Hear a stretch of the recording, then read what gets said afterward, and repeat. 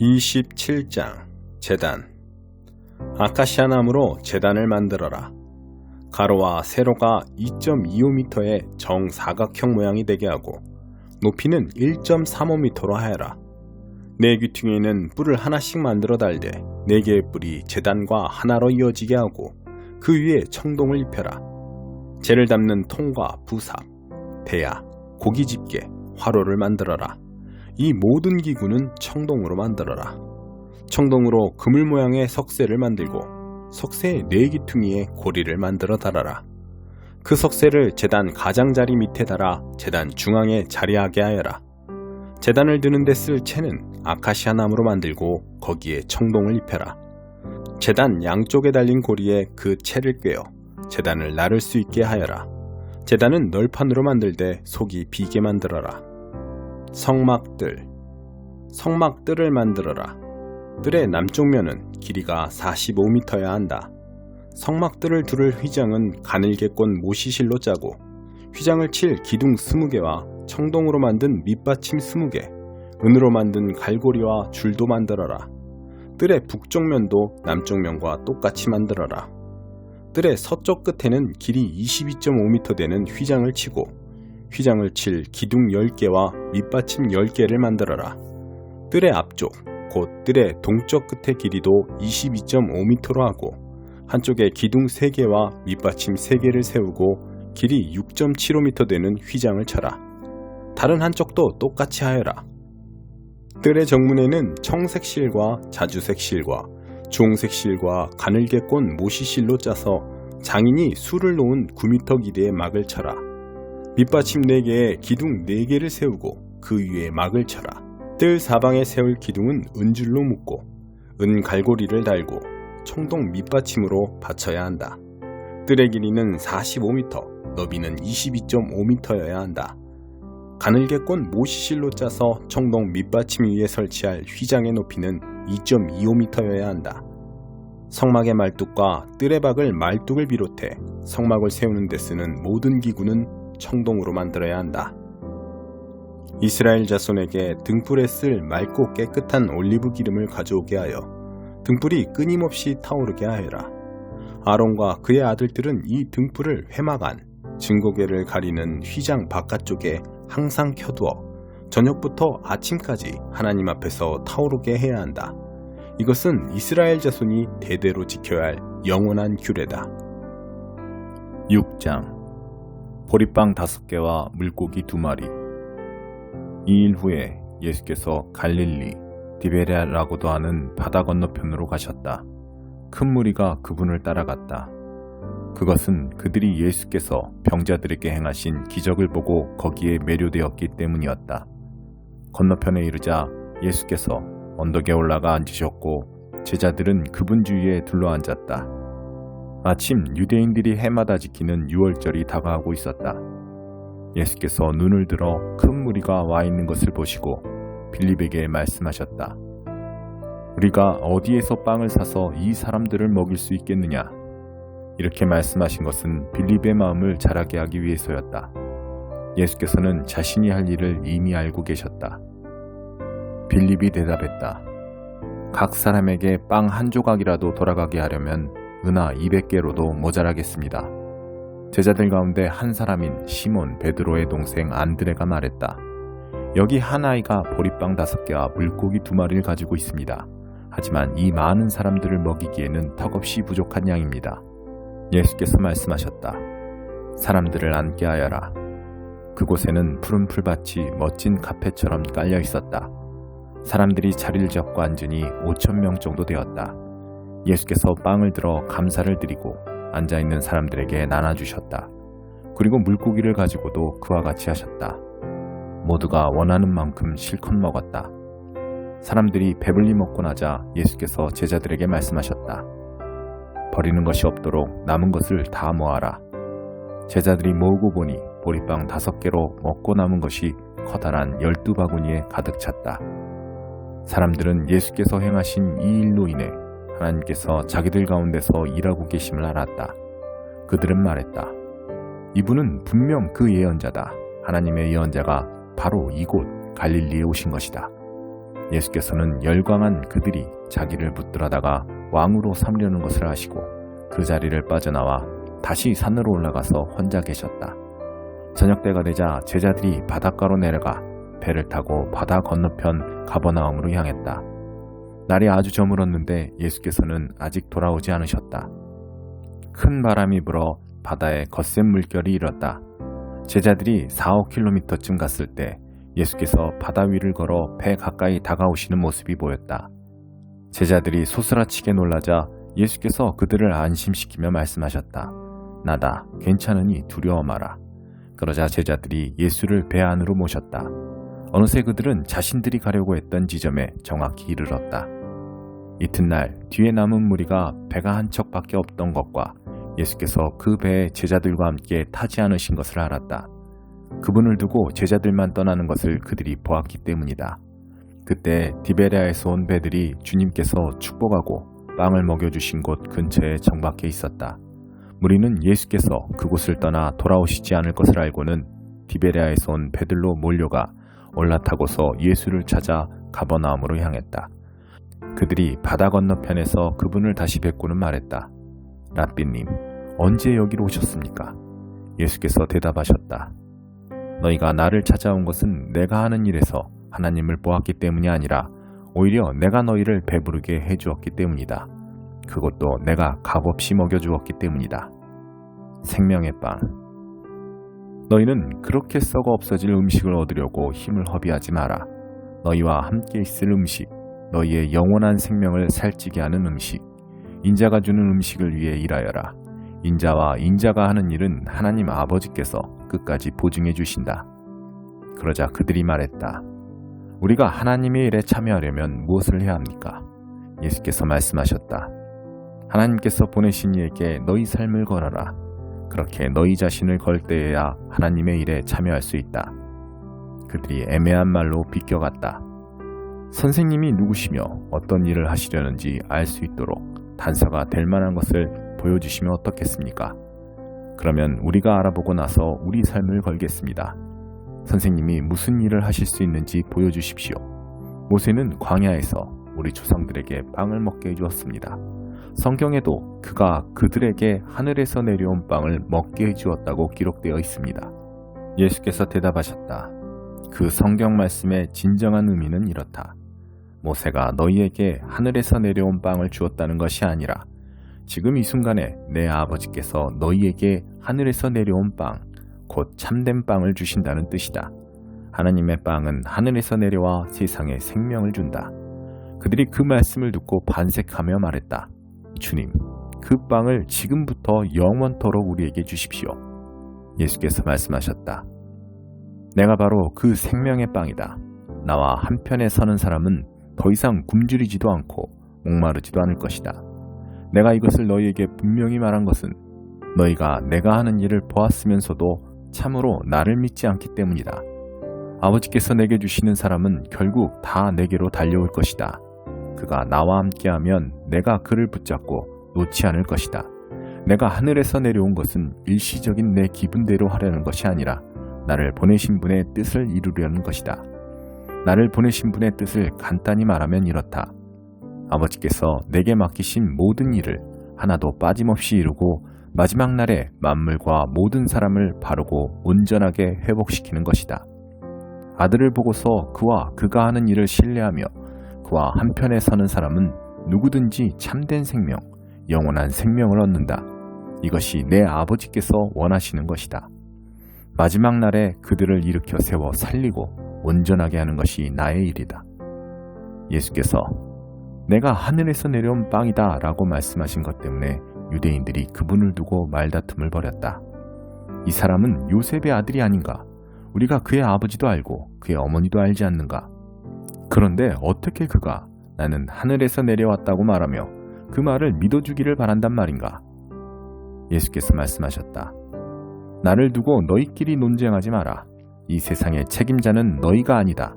나를 보내신 아버지가 책임자이시다. 아버지께서는 사람들을 내게로 이끌어 주신다. 너희가 내게 올 수 있는 방법은 오직 그 길뿐이다.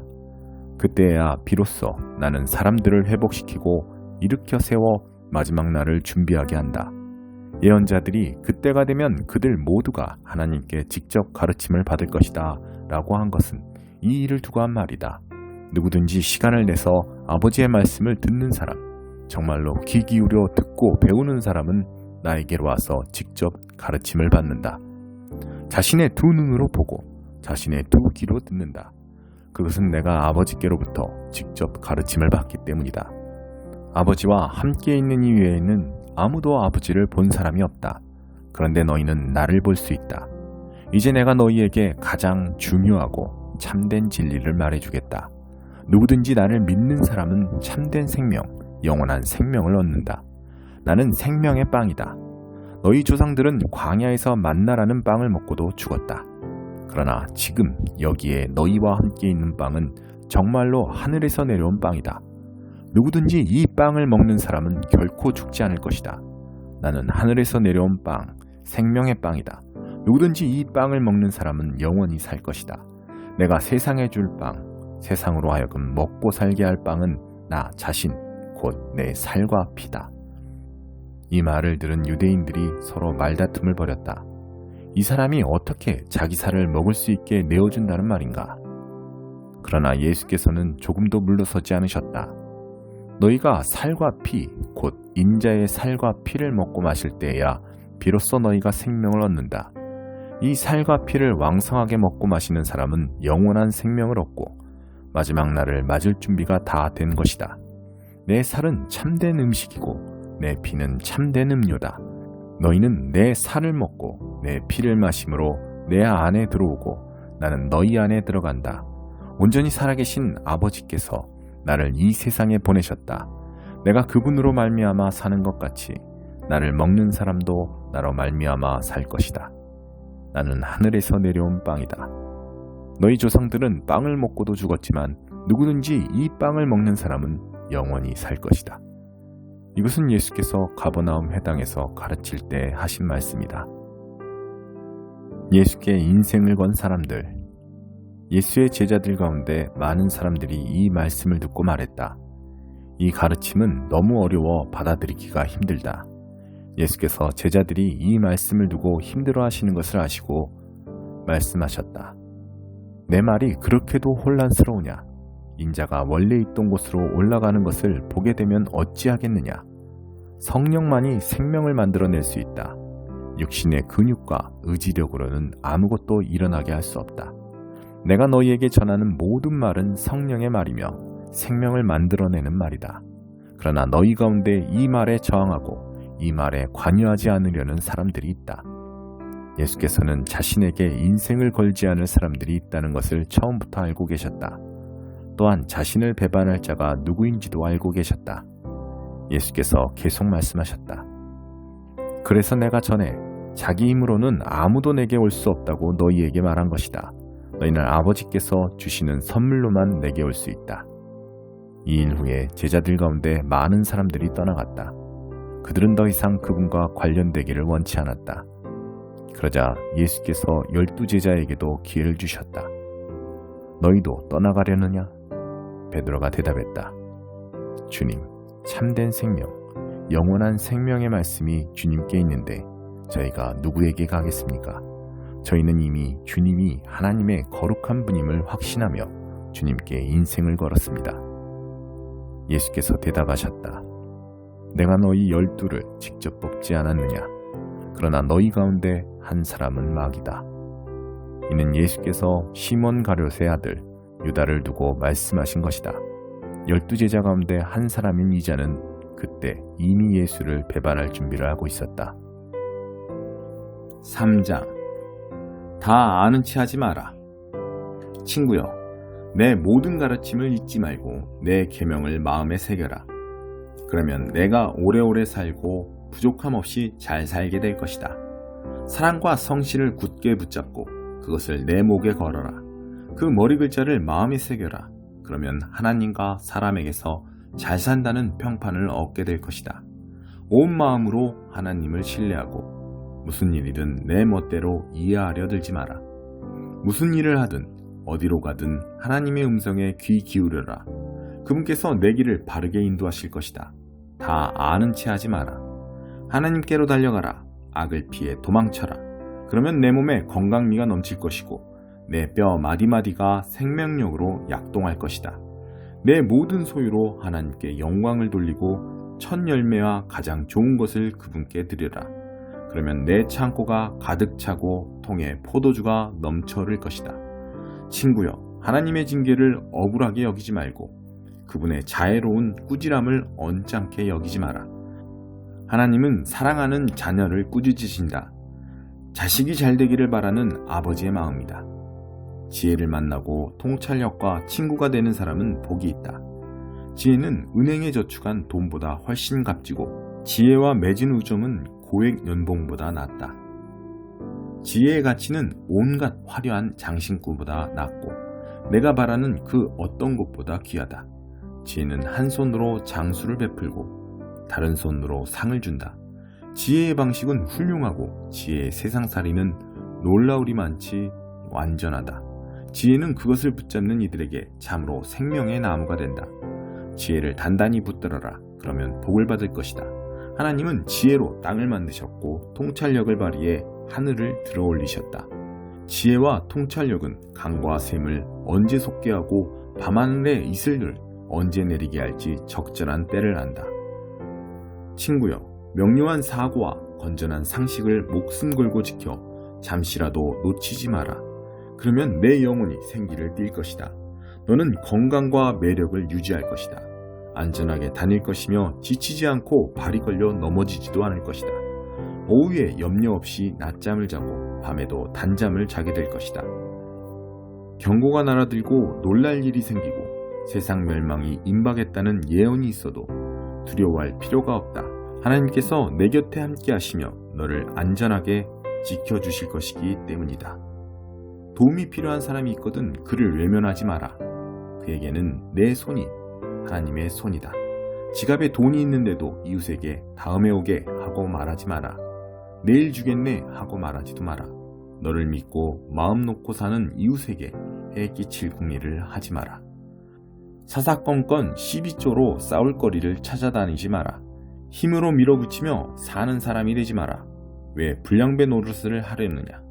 너는 왜 안 되는데 하고 말하지만 하나님은 심사가 뒤틀린 자들을 참지 못하신다. 그분은 올곧은 이들을 존중하신다. 하나님은 악한 자들의 집에는 저주를 내리시지만 의로운 이들의 집에는 복을 내려주신다. 그분은 시건방진 회의론 자들을 냉대하시고 형편이 어려운 사람을 곁에서 도우신다. 지혜롭게 살면 명예를 상으로 받고 어리석게 살면 수치를 상으로 받는다. 2장. 내 중심은 더 이상 내가 아닙니다.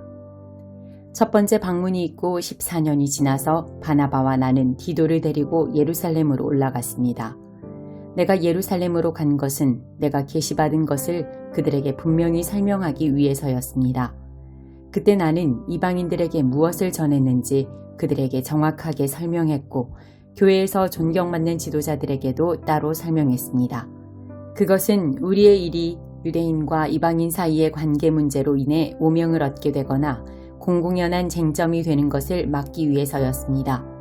그러지 않으면 자칫 여러 해에 걸쳐 이루어진 나의 활동이 훼손되고 현재 진행되고 있는 나의 사역이 위험에 처할 수도 있었기 때문입니다. 유대인이 아닌 디도가 할례를 강요받지 않았다는 사실에 유념하십시오. 우리가 협의하고 있는 중에 그리스도인인 척하는 첩자들이 침투한 일이 있었습니다. 그들은 참된 그리스도인들이 어떤 자유를 누리는지 엿보려고 슬그머니 끼어든 자들이었습니다. 그들의 저희는 우리를 꿰어 자신들의 종으로 삼으려는 것이었습니다. 그러나 우리는 그들을 거들떠보지도 않았습니다.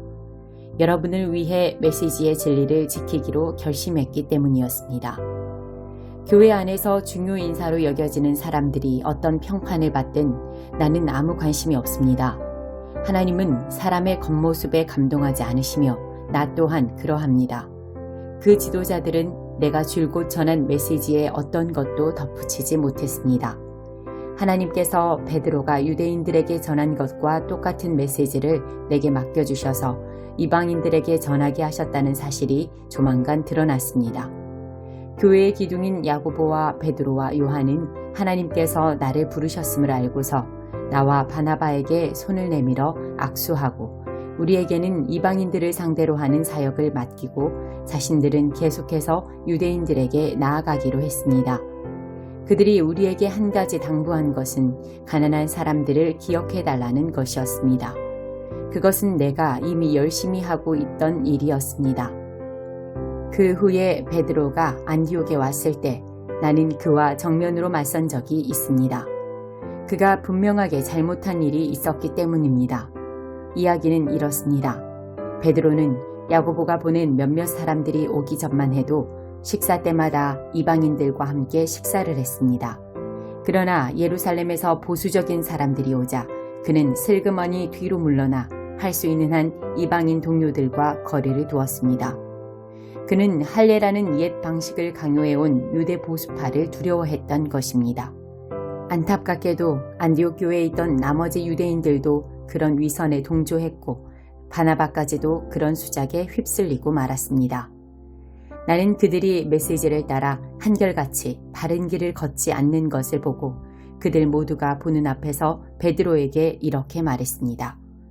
당신은 예루살렘에서 파견된 감시인들이 보지 않을 때는 유대인이면서도 이방인처럼 살더니 이제는 예루살렘에서 온 당신의 옛 동료들에게 좋은 인상을 주려고 이방인에게 유대인의 관습을 강요하는군요. 도대체 무슨 권한으로 그렇게 하는 것입니까? 우리가 유대인이기는 하지만 죄인인 이방인보다 태생적으로 우월한 것은 아니라는 것을 우리는 압니다. 우리는 율법을 지킴으로써 하나님과 올바른 관계가 되는 것이 아니라 오직 예수 그리스도를 직접 믿음으로써 하나님과 올바른 관계가 되는 것임을 잘 알고 있습니다. 어떻게 압니까? 우리가 그것을 시험해 보았기 때문입니다. 우리는 이 세상에서 가장 훌륭한 율법 체계를 가지고 있습니다. 그러나 우리는 누구도 자기 개선을 통해서는 하나님을 기쁘시게 해드릴 수 없음을 깨닫고 예수를 메시아로 믿었습니다. 자기 힘으로 선한 사람이 되려고 애쓰기보다는 메시아를 믿음으로 하나님과 올바른 관계에 들어가게 되었습니다. 혹시 우리가 아직 완전한 사람이 아니라는 것을 눈치챘습니까? 그리 놀랄 일도 아닙니다.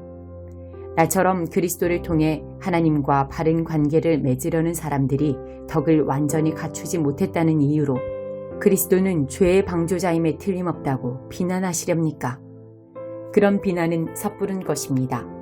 내가 자기 힘으로 선한 사람이 되려고 한다면 그것은 전에 헐어버린 낡은 헛간을 다시 세우는 셈이 되고 사기꾼처럼 행동하는 꼴이 되고 말 것입니다. 실제로 일어난 일을 말하자면 이렇습니다. 나는 율법을 지키려고 애쓰고 하나님을 기쁘시게 해드리려고 고심했지만 뜻대로 되지 않았습니다. 그래서 나는 율법의 사람이 되기를 포기했습니다. 그것은 하나님의 사람이 되기 위해서였습니다.